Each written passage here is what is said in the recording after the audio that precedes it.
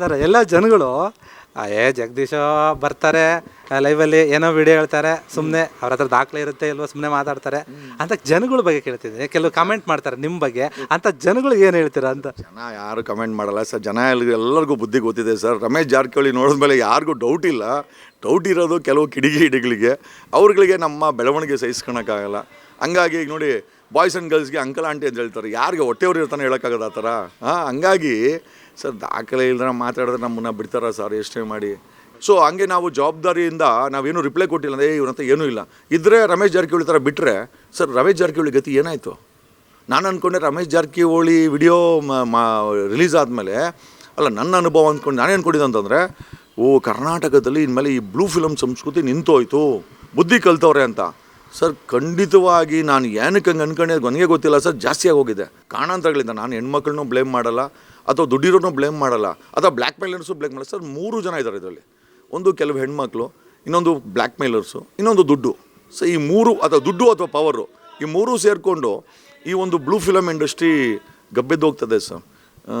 ಏನಕ್ಕೆ ಭಯ ಬಿದ್ದಿಲ್ಲ ಅಂತಂದ್ರು, ನಗ್ನವಾಗಿ ಏನಾದರೂ ಅವಂದು ಅವಳದ ಇದ್ದುಬಿಟ್ರೆ ಅಂತೂ ಅವ್ರ ಮೈಯೆಲ್ಲ ನಡ್ಕ ಆಗ್ಬಿಡ್ತದೆ. ಮಾಡ್ಕೊಬೇಕಾದ್ರೆ ಬುದ್ಧಿ ಇರಲ್ಲವ ಅನ್ನೋದು ನಮ್ಮದೊಂದು ವಿಚಾರ. I think in that way sir ನಾನು ಕೆಲವೊಂದು ವಿಚಾರಗಳಲ್ಲಿ ಮೌನವಾಗಿರ್ತೀನಿ ಅಂತಂದರೆ ಕಾರಣಾಂತರಗಳಿಗೆ. ಹೆಣ್ಮಕ್ಳ ವಿಚಾರ ತೊಗೊಂಬಂದು ನಾವು ಯಾರ್ದೋ ವಿಡಿಯೋ ಇದೆ ಅಂತಂದರೆ ನಾವು ವಿಡಿಯೋ ತೊಗೊಂಬಂದು ಸೋಷಿಯಲ್ ಮೀಡ್ಯಾದಲ್ಲಿ ಬಿಸಾಕೋಕ್ಕಾಗತ್ತಾ? ರಮೇಶ್ ಜಾರಕಿಹೊಳಿದು ಅಷ್ಟೇ ಆಕಸ್ಮಿಕವಾಗಿ ಎಲ್ಲೋ ಔಟ್ಸೈಡ್ ಕಂಟ್ರಿಯಿಂದ ಲೀಕ್ ಆಗಿದೆ ಆ್ಯಕ್ಚುಲಿ ಅದು. ಅದರ್ವೈಸ್ ರಮೇಶ್ ಜಾರಕಿಹೊಳಿದು ಕೂಡ ನಾವ್ಯಾರು ಲೀಕ್ ಮಾಡಿಲ್ಲ. ಅದೇ ವೈರಲ್ ಆಯಿತು. ಸೊ ಪ್ರಶ್ನೆಗಳು ಹುಡ್ಕಂತು. ಸೊ ಇವಾಗ ರಮೇಶ್ ಜಾರಕಿಹೊಳಿದು ಈಚೆ ಕಡೆ ಬಂತು, ಬೇರೆ ಯಾರ್ದೋ CM ಅದು ಬಂದಿಲ್ಲ ಅಂದರೆ ಇಲ್ಲ ಅಂತಲ್ಲ. ಸಮಾಜದ ಕಟ್ಟುಪಾಡುಗಳಿದೆ, ಜನರಿಗೆ ಬೇಜಾರಾಗ್ಬಿಟ್ಟಿದೆ ಇದೆಲ್ಲ ನೋಡಿ. ಹಂಗಾಗಿ ಐ ಥಿಂಕ್ ಬ್ಲೂ ಫಿಲಮ್ ನೋಡಿ ಎಲ್ಲರೂ ಕೂಡ ರಿಯಾಲಿಟಿನ ನಾವು ಎಕ್ಸ್ಪ್ರೆಸ್ ಮಾಡುವ ಅವಶ್ಯಕತೆ ಇಲ್ಲ ಸರ್. ಬ್ಲೂ ಫಿಲಮ್ ಇದ್ದರೂ ಕೂಡ ಇಲ್ದಿರೂ ಕೂಡ ಅದನ್ನು ಡಿಸ್ಪ್ಲೇ ಮಾಡಿದ್ರೆ ಚರ್ಚೆ ಆಗುತ್ತಲ್ಲ. ಐ ಥಿಂಕ್ ಸ್ವಲ್ಪ ಬದಲಾವಣೆ ಆಗಲಿ ಅಂತ ಸರ್. ನಮ್ಮ ವಿಚಾರ ಎಲ್ಲರೂ ಅಷ್ಟೇ ಬದಲಾವಣೆ ಆಗಲಿ ಅಂತ ಸರ್. ಸಮಾಜ ಎಚ್ಚೆತ್ಕೊಳ್ಳಿ, ಬದಲಾವಣೆ ಆಗಲಿ. ಆಮೇಲೆ ಇದಕ್ಕಿದ್ದಂಗೆ ಸರ್ ಬಡತನದಿಂದ ಮೇಲಕ್ಕೆ ಬಂದಿರ್ತಾರೆ, ಒಂದು ಏನೋ ಇಂಡಸ್ಟ್ರಿಗೆ ಬರ್ತಾರೆ. ಇಂಡಸ್ಟ್ರಿಗೆ ಬಂದಾಗ ಇಂದ್ರನಗರದಲ್ಲಿ ಮನೆ ಆಗಿಬಿಡ್ತದೆ. ಇಂಪೋರ್ಟೆಡ್ ಕಾರ್ಗಳಲ್ಲಿ ಓಡಾಡ್ತಾರೆ. ಸಂತೋಷ ಸರ್, ಸಮಸ್ಯೆ ಏನಿಲ್ಲ ಸರ್. ಇಂಪೋರ್ಟೆಡ್ ಕಾರ್ ಅವರು ತಗೊಬೇಕು, ಯಾಕೆ ತಗೊಳ್ಬಾರ್ದು? ನಮ್ಮದೇನಂತಂದರೆ ಸಾಂಪ್ರದಾಯಿಕವಾಗಿ ತಗೊಳ್ಳಿ, ಕಷ್ಟಪಟ್ಟು ತಗೊಳ್ಳಿ, ನಿಮ್ಮ ಟ್ಯಾಲೆಂಟನ್ನು ತೋರಿಸ್ತಗೊಳ್ಳಿ. ಬರೀ ಫಿಲಮಲ್ಲೇ ದುಡ್ಡು ಅಂತಲ್ಲ, ಸ್ಪಾನ್ಸರ್ಶಿಪ್ ಬರ್ತದೆ ಬೇರೆ ಕಡೆ ಹೋದಾಗ. ಬಟ್ ಕೆಲವೊಂದು ವಿಚಾರಗಳು ಕೇಳ್ಪಟ್ಟಾಗ ಈ ರಾಜಕಾರಣಿಗಳು ಮತ್ತು ಈ ಸ್ಯಾಂಡಲ್ವುಡ್ಡು ಎಲ್ಲೋ ಒಂದು ಕಡೆ ಸ್ಟಾರ್ ಹೋಟೆಲ್ಲು ಒಂಥರ ಇದ್ದಂಗೆ ಅಲ್ಲೆಲ್ಲ ಭೇಟಿ ಮಾಡ್ತಾರೆ. ಅಲ್ಲಿ ಅವ್ರ ಮಧ್ಯಗಳೇ ಸಾಕಷ್ಟು ವ್ಯವಹಾರಗಳು ನಡೀತದೆ. ಒಬ್ರಿಗೊಬ್ರು ಹಂಚ್ಕೊಂತಾರೆ, ಏನೇನೋ ಬರ್ತದೆ. ಸೊ ಆ ಹಂಚ್ಕೊಳ್ಳೋ ವಿಚಾರದಲ್ಲಿ ಏನೇನು ಹಂಚ್ಕೊಂತಾರೆ, ಅಕಸ್ಮಾತ್ ಒಬ್ಬ ರಾಜಕಾರಣಿ ಅಧಿಕಾರ ಇರ್ತದೆ, ನಮ್ಮದು ಟ್ಯಾಕ್ಸ್ ದುಡ್ಡು ಇರ್ತದೆ, ಅದನ್ನೇ ಹಂಚ್ಕೊಂಬಿಡ್ತಾನೆ ಅವ್ರ ಜೊತೆಯಲ್ಲಿ ಅಂತ ಒಂದು ಭಯ ನಮಗೆ. ಇವ್ರ ಹತ್ರ ಬ್ಯೂಟಿ ಇರ್ತದೆ, ಅದು ಇರ್ತದೆ, ಇವರೇನೋ ಹಂಚ್ಕೊಂಬಿಡ್ತಾರೆ. ಅದು ಸರ್ ಸ್ವಾಭಾವಿಕವಾಗಿ ಅವ್ರು ಒಪ್ಕೊಂಡು ಏನು ಬೇಕಾದ್ರೆ ಮಾಡ್ಕೊಳ್ಳಿ. ಒಬ್ಬ ರಾಜಕಾರಣಿ ಅಂತಂದರೆ, ಒಬ್ಬ MLA MP ಅಂತಂದರೆ ಅವ್ರ ಮೇಲೆ ನಮ್ಮದು ಪವರ್ ಇರ್ತದೆ.